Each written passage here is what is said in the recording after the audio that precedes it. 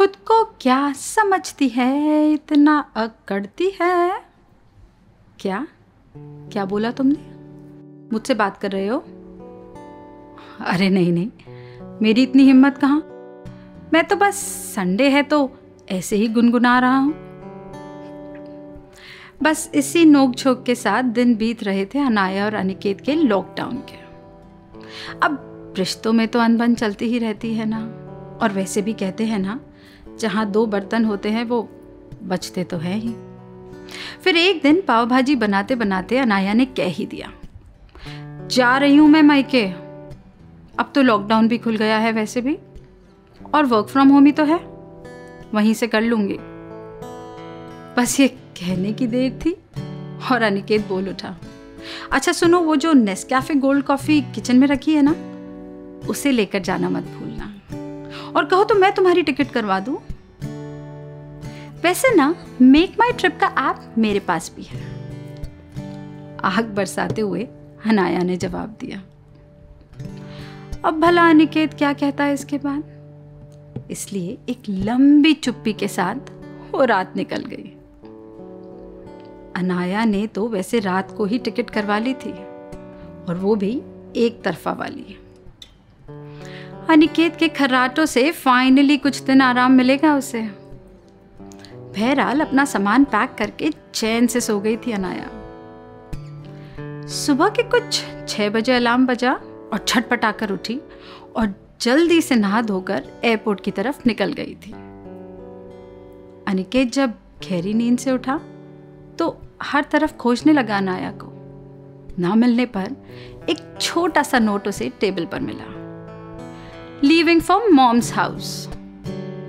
लो, निकल ही गई मैडम। चलो अब आराम से निकलेंगे दिन अपने, कहकर चाय बनाने चला गया।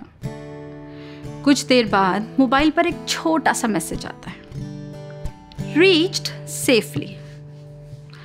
चाय की चुस्की भरते हुए दबी हंसी के साथ मैसेज पढ़ते हुए अनिकेत बोल पड़ा, बच्ची है अभी भी। ग्रेट, हैव फन करके मैसेज का रिप्लाई भी उसी मुस्कान के साथ दे दिया।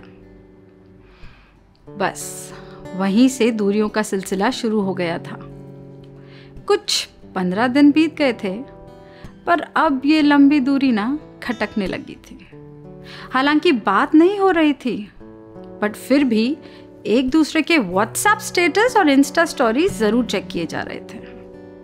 15 दिन बाद ही सही, पर अनाया की स्टोरी देखकर अनिकेत की आंखें चमक गई।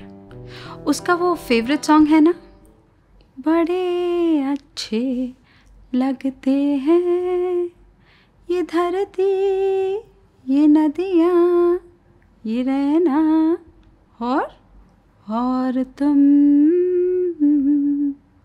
बस इसी सॉन्ग के साथ अनाया ने मिसिंग समवन बैडली करके एक पोस्ट डाल दिया था। बस फिर क्या था, स्टोरीज का सिलसिला चलता रहा, और अनिकेत ने भी इशारे में लिख ही डाला, टायर्ड ऑफ स्विगी नाउ, घर का खाना कब मिलेगा।